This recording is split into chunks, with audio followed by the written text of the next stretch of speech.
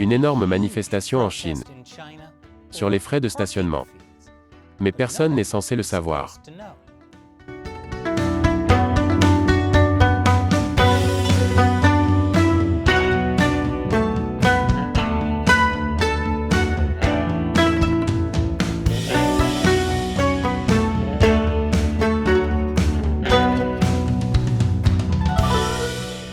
Bienvenue sur Chine non censurée, je suis Chris Chappell.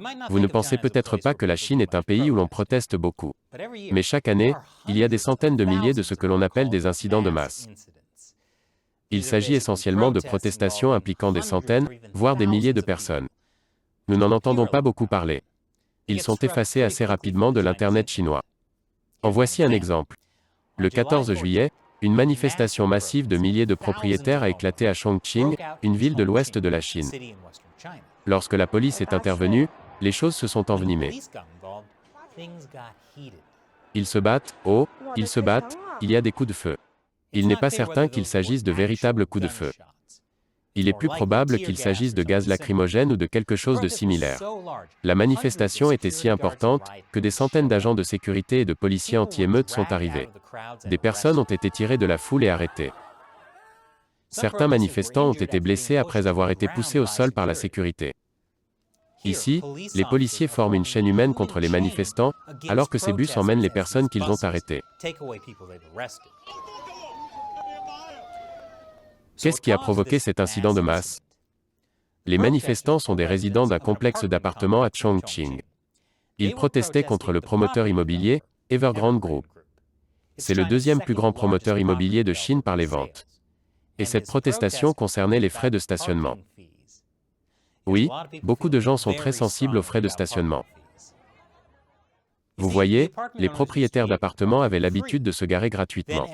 Puis Evergrande a commencé à faire payer des frais de stationnement très élevés. Si vous ne vouliez pas payer de frais de stationnement, vous pouviez acheter une place de stationnement. Mais au lieu de vendre les places de stationnement directement aux résidents, Evergrande les a vendues à une autre société de développement immobilier. Cette société a ensuite doublé le prix avant de vendre les places aux propriétaires. Les résidents ont donc eu l'impression de se faire arnaquer par les promoteurs immobiliers. Au début, les vidéos de la manifestation se sont répandues sur les médias sociaux chinois, jusqu'à ce que l'incident soit bloqué par les autorités locales et que les vidéos sur les médias sociaux Weibo et Douyin soient supprimées. Ce n'est pas un problème isolé. Les promoteurs immobiliers en Chine sont plutôt intimes avec les autorités locales, qui gagnent beaucoup d'argent grâce aux taxes et aux pots de vin sur les transactions immobilières. Les autorités locales sont donc plutôt favorables aux promoteurs immobiliers. Il ne s'agit même pas de la première manifestation de masse contre les frais de stationnement. Un incident similaire s'est produit en 2014, avec un grand ensemble immobilier à Nanning, une ville de la province du Guangxi.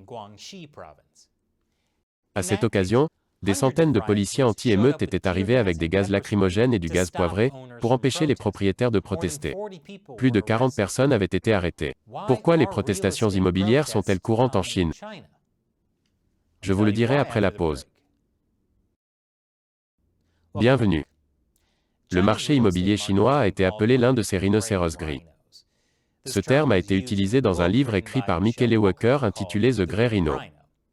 Il signifie une menace évidente que nous ignorons toujours. Comme une chose de 2 tonnes avec des cornes qui vous foncent dessus. Mais pour une raison quelconque, vous ne vous enfuyez pas.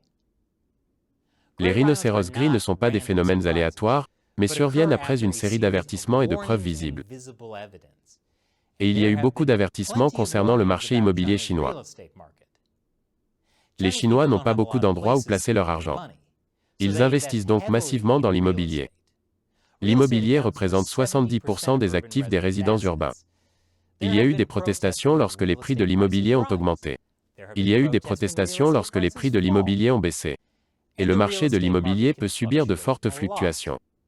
Certains promoteurs immobiliers ont baissé les prix des nouveaux appartements pour attirer les clients, ou ont pris des raccourcis pour économiser de l'argent. Cela réduit la valeur des propriétés des acheteurs précédents, qui descendent de plus en plus dans la rue pour protester. Alors peut-être que le marché immobilier chinois n'est pas un rhinocéros gris. C'est un troupeau de rhinocéros gris. Et si le marché immobilier chinois est un troupeau de rhinocéros, alors Evergrande, le promoteur immobilier à l'origine de la protestation contre les frais de stationnement, est l'un des plus gros rhinocéros du troupeau. Le fondateur d'Evergrande, Hui Kaiyan, a été classé parmi les personnes les plus riches de Chine cette année. Lui a même été invité à assister à la célébration du 100e anniversaire du Parti communiste chinois, le 1er juillet sur la place Tiananmen. Cela montre qu'il a des liens étroits avec les dirigeants du Parti communiste chinois. Mais il s'avère qu'Evergrande a d'énormes problèmes de dette. Des centaines de milliards de dollars de créances. Et donc Evergrande a drastiquement réduit ses profits en vendant des propriétés et des actifs. Et maintenant, les actions d'Evergrande ont chuté à leur plus bas niveau depuis 4 ans, car il a été ordonné de geler ses actifs. Les protestations concernant les frais de stationnement semblent donc n'être qu'une partie d'un problème plus important pour Evergrande. Mais la bonne nouvelle pour Evergrande, c'est que ces manifestations contre le stationnement payant ont été censurées si rapidement que peu de gens les ont vues.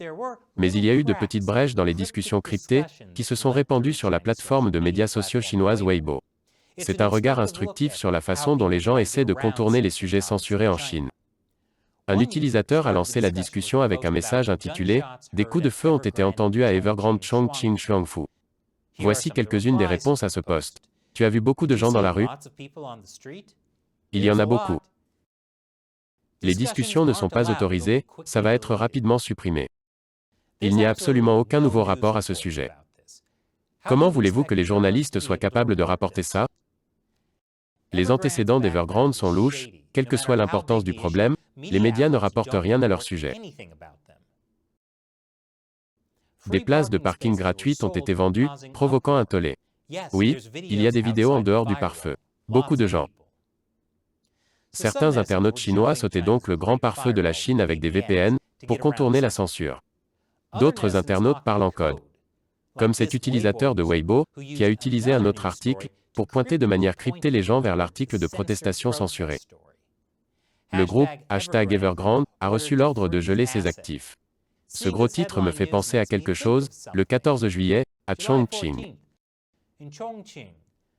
Ceux qui ont un VPN peuvent aller le chercher. Parfois, quand on ne voit pas les mauvaises nouvelles, ce n'est pas parce qu'elles n'existent pas, mais parce qu'elles ont été filtrées. Et s'il existe encore certaines de ces discussions codées sur les manifestations, les vidéos sur les manifestations n'existent plus du tout sur l'Internet chinois. Et les articles d'actualité ont également été censurés. Les liens qui menaient à des articles sur la manifestation aboutissent maintenant à ce message d'erreur indiquant que l'article s'est éclipsé. Oups, l'information peut être si coquine. Elle se faufile tout le temps. Je suppose que c'est une façon de résoudre un rhinocéros gris. Continuez à l'ignorer. Et maintenant, il est temps pour moi de répondre à une question d'un membre de l'armée de 50 centimes de Chine non censuré. Un fan qui soutient l'émission sur le site de financement participatif Patreon. Pour en savoir plus sur la façon dont vous pouvez rejoindre et soutenir notre travail de dénonciation du régime chinois, visitez patreon.com/ChinunCensored. Deagle demande, et si Jackie était secrètement toujours de notre côté? Il sait que tout ce qu'il soutient échoue et donc la raison pour laquelle il soutient maintenant le PCC. Idée intéressante, Deagle. C'était en réponse à notre épisode sur la façon dont Jackie Chan veut rejoindre le Parti communiste chinois.